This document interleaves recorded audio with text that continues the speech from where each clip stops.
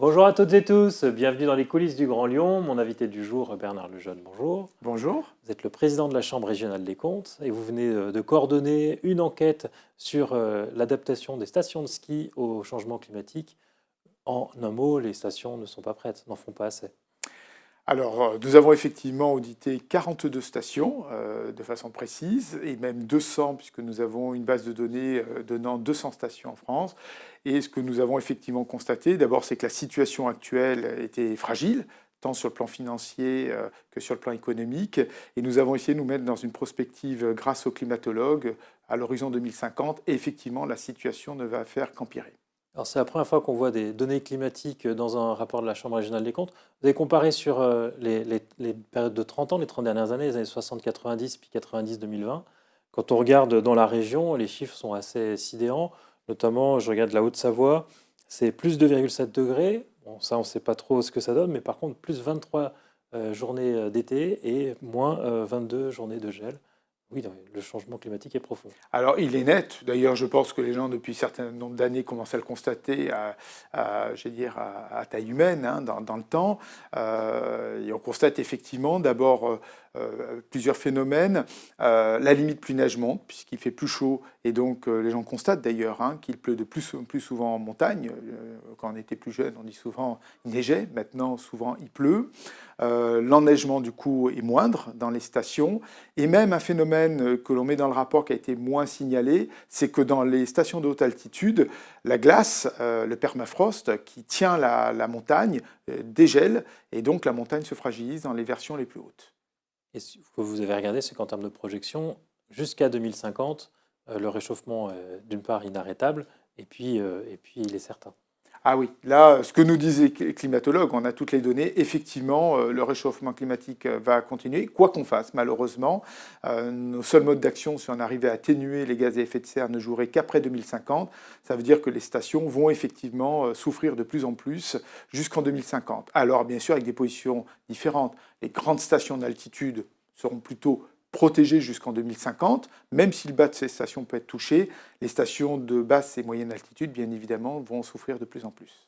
Vous avez analysé les politiques mises en place par les collectivités locales, notamment les communes qui dirigent ces stations, mais aussi la région. 2 plans montagne qui ont été mis en œuvre par l'exécutif de Laurent Wauquiez, qui misent avant tout sur les canons à neige. Et pour vous, ça ne fonctionne pas. Alors ça a été la première adaptation qu'ont eu toutes les stations, qui est assez naturelle, hein. C'est dans tous les pays du monde. Il manque de neige, comme les gens n'avaient pas une vision à long terme de cette évolution climatique, ils ont mis du canon à neige pour compenser. Et plus ça allait, plus ils compensaient dans toutes les pistes, pas uniquement les bas de station, pas uniquement les liaisons entre pistes, mais vraiment sur toutes les pistes. Et la région a accompagné cette demande, c'est pas la seule, hein. Provence-Alpes-Côte d'Azur a fait la même chose. Les stations ont cherché à compenser pour assurer de la neige aux clients, mais plus ça va, plus ils se rendent compte que le canon à neige ne suffira pas et que la question d'une transition touristique des montagnes va vraiment se poser. Et la région Auvergne-Rhône-Alpes, à ce titre-là, a commencé à faire évoluer son deuxième plan montagne, puisque vous en parliez, a commencé à intégrer une évolution vers les financements sur ce qu'on appelle le tourisme 4 saisons. Mais ça reste aux 3/4 pour les canons à neige.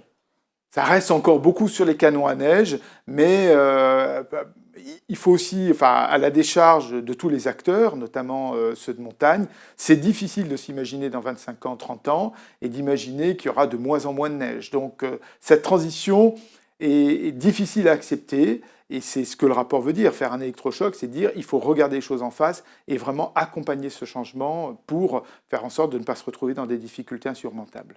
La région proclame souvent qu'elle a mieux géré de France, mais c'est justement en matière de gestion que vous estimez qu'elle doit doit apporter des évolutions, et notamment prendre en compte dans les projets qu'elle finance, pas fonctionner simplement au guichet, mais prendre en compte l'évolution du climat, les capacités d'endettement des stations concernées. Comme tous les acteurs, la région doit avoir un rôle de stratège, puisque c'est elle qui structure, on va dire, le monde économique de la région. Effectivement, ce rôle de stratège, au même titre que l'État d'ailleurs, ce sont un rôle attendu de l'État, de la région et dans une moindre mesure même des départements.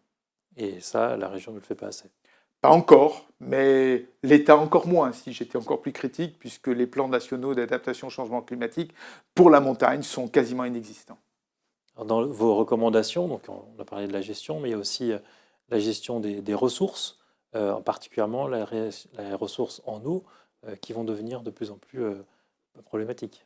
Alors la ressource en eau, c'est un sujet d'abord qui, je pense, touche tout le monde. Tout le monde a constaté dans toutes les saisons devient effectivement problématique. Et ce phénomène touche la montagne fortement. Il est difficile de dire que la production de neige va perturber. Les scientifiques n'arrivent pas à le prouver, ni d'un côté ni de l'autre. D'ailleurs, parce que certains disent que ça n'a aucune importance.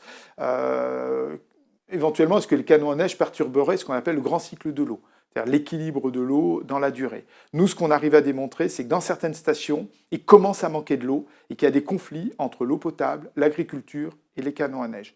Ça, on arrive effectivement à le démontrer. Autre piste que vous évoquez dans le rapport, pour le financement de cette transition, c'est rajouter une taxe sur les forfaits de ski? Alors, on a longtemps réfléchi à comment accompagner et comment financer la transition touristique et la transition économique dans les montagnes. Bien évidemment, ceux qui ont besoin d'argent, c'est ceux qui en ont le moins, c'est les petites stations, celles de moyenne montagne, qui ont besoin soit de démonter des remontées mécaniques, soit de passer d'un tourisme très hivernal à un tourisme 4 saisons, faire des investissements et elles n'ont plus d'argent. Celles qui ont de l'argent, ce sont les grandes stations qui en ont encore, parce qu'elles ont encore de la neige, et elles ont des revenus importants, et avec beaucoup d'usagers, beaucoup de clients qui payent des forfaits. Et l'idée a été de dire, plutôt que de faire payer le contribuable, faisons payer ces usagers. Alors, c'est pas très cher, sur un forfait de 50 €, c'est 1 € de plus, 1,50 € par jour, sur un forfait journalier de 50 €. Et ce fonds, qui va aller des grandes stations, donc solidarité, vers les petites stations, permettra d'aider ces stations à se transformer vers un tourisme de 4 saisons, nécessitant moins le recours au ski. Vous parlez d'évoluer vers les 4 saisons, mais il n'y a pas de solution miracle en la matière. Il n'y a pas de station qui aurait réussi une transition qui permette de compenser l'apport du ski à la montagne. Non, il y en a quand même qui commencent à travailler. On a quelques stations qui ont imaginé un scénario, qui ont commencé un peu à construire un scénario 4 saisons. On cite souvent en Bourgogne-Franche-Comté, vous m'excuserez pour une fois, là c'est pas Auvergne-Rhône-Alpes, à Métabier. Vous en avez quelques-unes qui commencent un peu à se structurer vers une transition. Il y a ce travail qui commence à être fait. Trop peu le font. Elles ont du mal à se projeter et d'ailleurs le rapport appelle à mettre en place un plan dans chaque station, dans chaque territoire, un plan d'adaptation au changement climatique pour véritablement se projeter et voir ce qu'il faut faire pour anticiper la situation dans 30 ans. Je sais que ce n'est pas simple, mais c'est ce qu'il faudrait faire. On en revient au rôle stratège, c'est-à-dire qu'aujourd'hui, ce sont des adaptations qui se font au niveau de chaque commune, chaque station. Un tourisme 4 saisons, ça demande des réflexions au niveau d'une vallée? Oui, tout à fait. Là, c'est un point de fragilité de notre modèle en France. En France, c'est la commune qui est le point clé, très centré sur la station. Il faudrait qu'on élargisse. Les Italiens l'ont fait avec les Dolomites. Andorre l'a fait, c'est-à-dire qu'ils ont un dispositif plus global avec des stations qui se sont regroupées. Et les Dolomites, ça parle aux gens. Mais nous, le Vercors, ça pourrait parler aux gens. La Chartreuse, ça pourrait parler aux gens. Et donc, peut-être qu'il faudrait avoir une vision plus d'un massif, d'une vallée, qui permettrait peut-être, en se regroupant, d'avoir une vision plus forte, plus cohérente, plus complémentaire entre les stations, entre les communes et entre les activités. Alors, le rapport ne parle pas de la candidature des Jeux Olympiques d'hiver pour lesquels la région a été retenue. Vous allez suivre, j'imagine, mais ça peut être l'occasion de changer les stratégies? Alors écoutez, ça c'est un sujet qu'on n'a pas du tout regardé. Le rapport, ce n'était pas l'objet du rapport. Maintenant, sur les Jeux Olympiques de 2030, je ne sais pas ce qu'il adviendra et notre rôle. La seule chose que je peux dire, c'est qu'en tout cas, mais ça c'est le législateur qui en décidera, qui avait décidé que pour Paris 2024, la Cour des comptes a suivi de façon permanente la mise en place des Jeux Olympiques pour vérifier que l'argent était bien utilisé et que la mise en place des Jeux Olympiques se faisait en bon ordre. Peut-être qu'on demandera à la Chambre régionale, avec la Cour des comptes, de suivre les Jeux olympiques de 2030, si tant est qu'ils soient accordés définitivement. Ça semble bien parti, mais attendons le coup de sifflet final pour ça. Dernier mot sur l'année à venir. On annonce plusieurs rapports qui vont encore concerner la région Auvergne-Rhône-Alpes. Vous cherchez à savoir si c'est la région la mieux gérée de France, comme elle le proclame? Non, la région Auvergne-Rhône-Alpes est regardée en permanence parce que c'est une très très grosse structure. C'est la plus grosse de la région pour nous, elle est dans toutes les politiques. Donc il est effectivement très fréquent que, quels que soient les rapports qu'on fasse dans une commune, une intercommunalité, un département, il est rare que la région ne soit pas présente pour appuyer financièrement, parce qu'elle structure les politiques. Et donc automatiquement, on a toujours un regard. Après, bien évidemment, comme nous l'avons fait pour la montagne, comme nous l'avons fait sur les parcs naturels régionaux, nous faisons une focale en propre de la région sur ses propres politiques. Voilà, donc la région, et c'est logique, c'est pas la seule d'ailleurs, hein, toutes les chambres régionales le font partout, et ce qu'on appelle nous un peu en contrôle permanent, et nous avons un regard toujours attentif à la région de par son poids économique et financier. Et c'est la mieux gérée de France?